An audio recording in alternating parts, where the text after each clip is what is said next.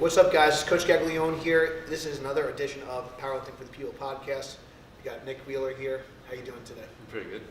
All right, so people that maybe don't know who you are, can you just introduce yourself and just tell us what you got going on right now? So my name is Nick. 25 years old. I'm a powerlifter. I work in a gym. I manage a gym in Staten Island. I just had a baby girl. She's 5 months, and I just got engaged. And There's a lot of stuff going on. yeah, and I'm moving, so that's another thing too. So I got a lot going on.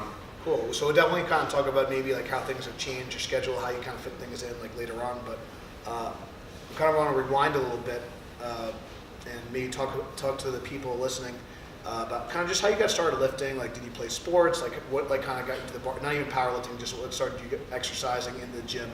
Like, what was? Well, it's very fun. It's very funny actually. So I played sports my whole life. I played football and basketball since I was in kindergarten.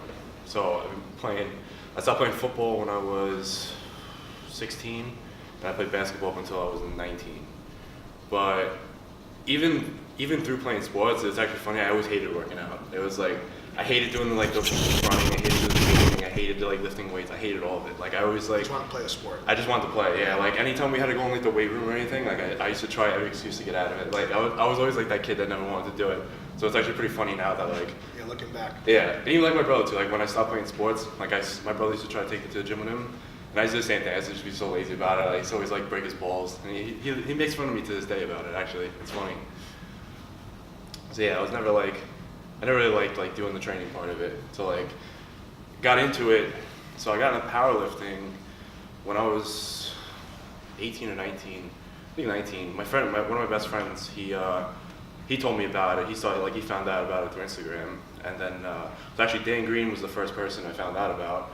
And Yeah, I remember. Yeah, definitely. I think Dan was definitely one of the, because he was like one of the first guys that he started kind of hitting all these raw world records, and he looked like he was jacked. He looked like kind of like an off-season bodybuilder. And I know that we were just talking before. He hit some records, and like I remember I met Dan first at Roy Unity 7. I mean, he just looked like a tank, like on the platform, and he was hitting all these like big weights, which was cool. And that's how I found out about sumo deadlifting too. I basically just tried to mimic everything Dan Green did, and just tried to do the exact same thing.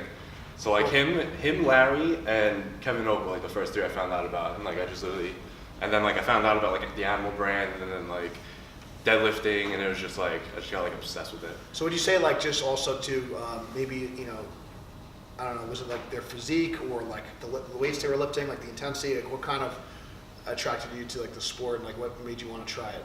Like, the aggression, just like I don't know, just like it was mostly deadlifting that like got me into it. Like I hated squatting. Like I just never squatted. I refused to do it.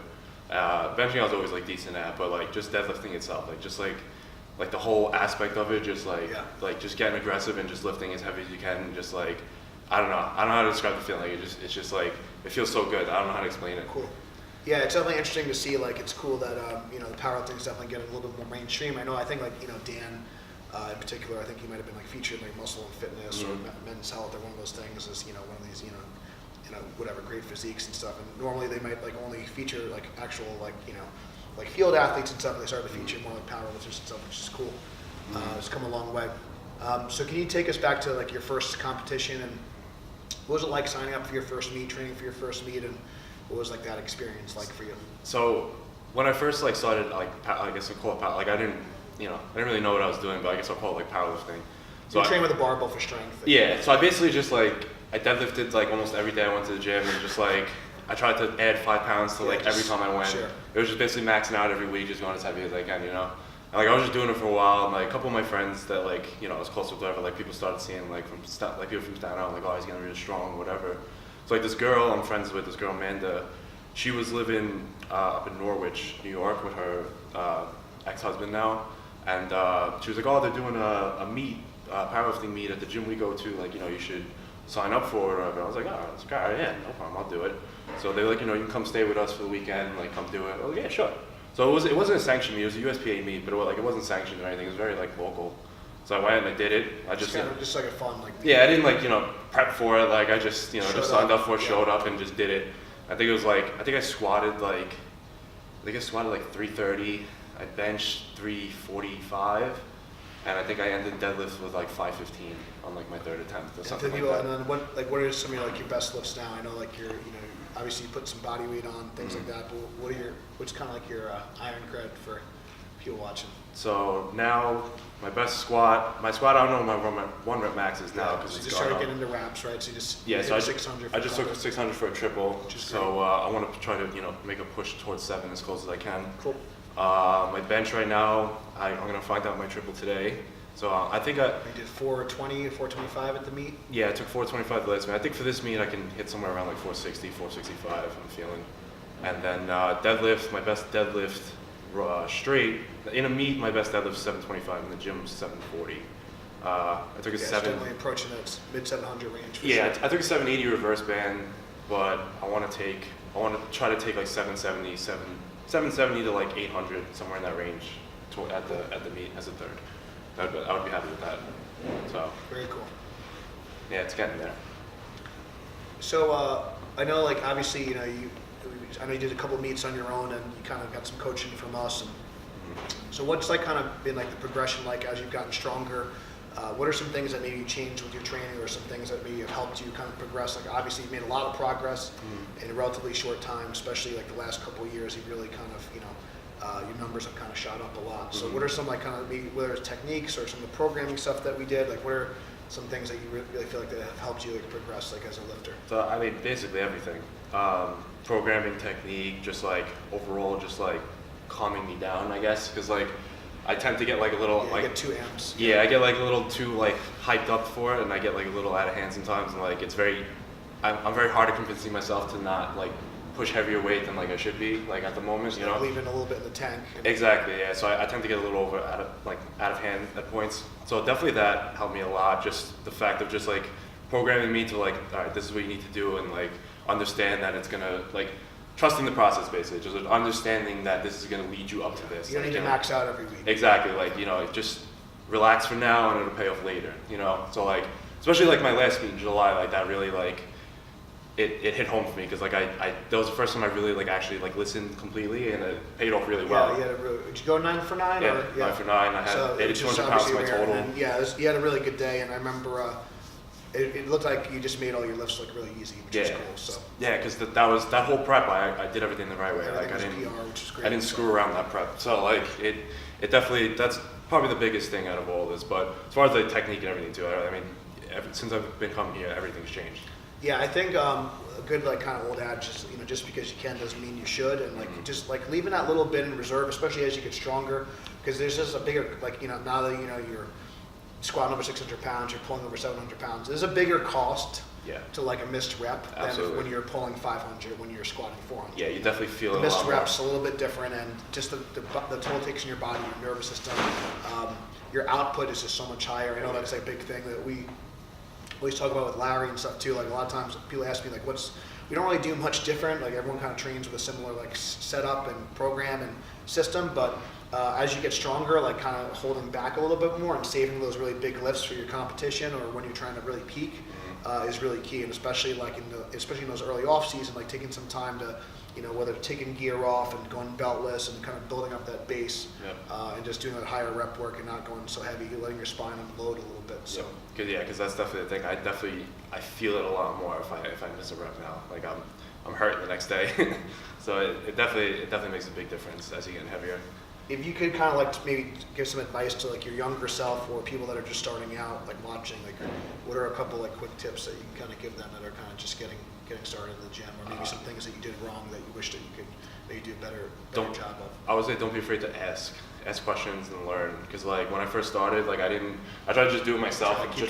I tried to just like YouTube things and just like think like like if I just look it up, like I can figure it out, and like I'll be fine with it, And like I was like, I don't really need a coach, like I'll just I'll be able to figure it out on my own. Like what ended up happening was I did that first meet, and then I broke my clavicle like immediately after, and then I had to get surgery, and I was out for like 10 months.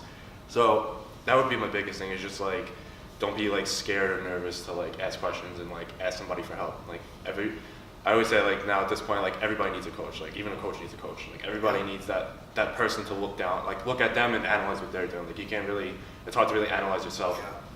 I think also just getting, even if it's just like with your training partners or whatever, just getting some like good like unbiased feedback from people and bouncing ideas around and stuff. Yeah, and not taking it personally. Like someone tells you, you know, you did something a little wrong this way, like not taking it personally and like understanding why they're telling you. Yeah. You know? Yeah, so having like that positive support system, good training partners, coach, team behind you is definitely like a huge thing. So very cool. Absolutely. I know you talked about like kind of some injuries and stuff with your clavicle and stuff.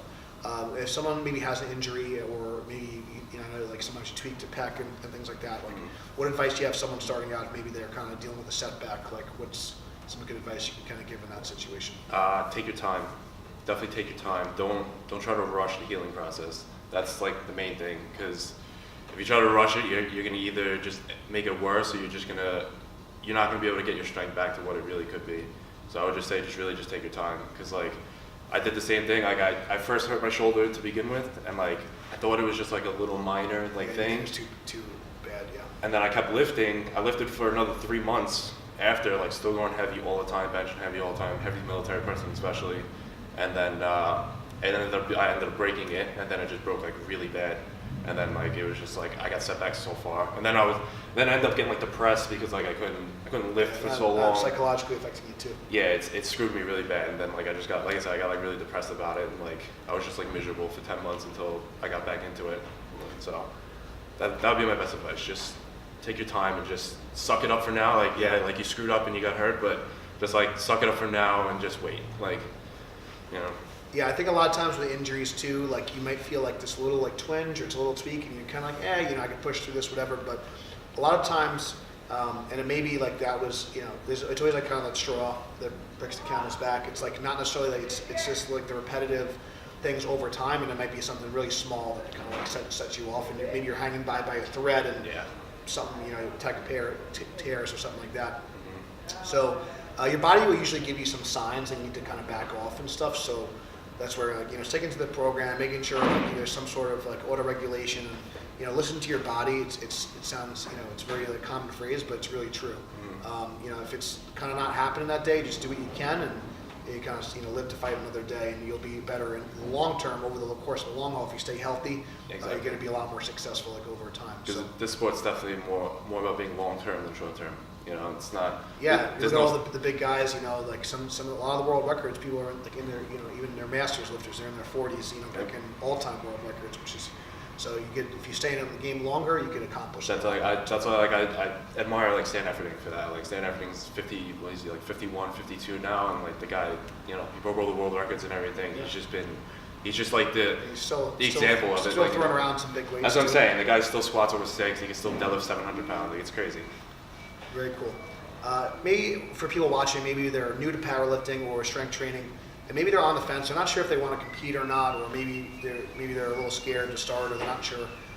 What any like kind of tips or advice for someone that maybe is not sure, like what's like the first thing that they should do, or like, you know, the first couple of steps to getting involved in like powerlifting and strength training? I mean, just start. Like, you know, just do it. Like if you're on the fence about it, like just start. Like just, you know, let's give it a try.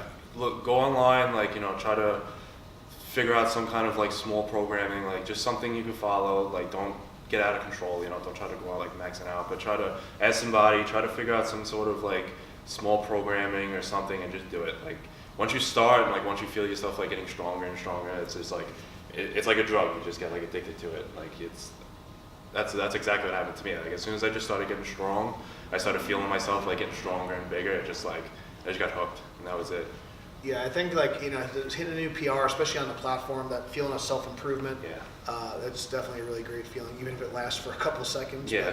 It's definitely it's a nice feeling, and it's always cool like when you see like your hard work pay off. Yeah, absolutely. And you know, it's one of the I think great things about powerlifting is since it is so like objective, you can see like the weight on the bar, or like you did another rep, or you know whatever, or you did, you know, this new record in a different weight class, whatever the case may be. It's really easy to see progress, so it's really cool like when you can actually see that work pay off. So awesome. Yeah, absolutely. All right, so we're gonna gotta hit the bench now. Yep. So we're gonna keep, because we gotta get this guy, keep getting him strong. But for people that are watching, if they want to find more about you or follow you, where can they check out your training and check out your stuff? So I'm just on Instagram. My Instagram is Wheelz with a Z and 2 underscores. So I'm just on Instagram. That's it. All right, so definitely give Nick a follow. Wish him the best of luck in the future. Thank you guys so much for watching. If this interview helped you, you can please share it. Please give us a 5-star review. It helps other people find us on iTunes. Thank you guys so much for watching. Please subscribe, and we'll see you next time.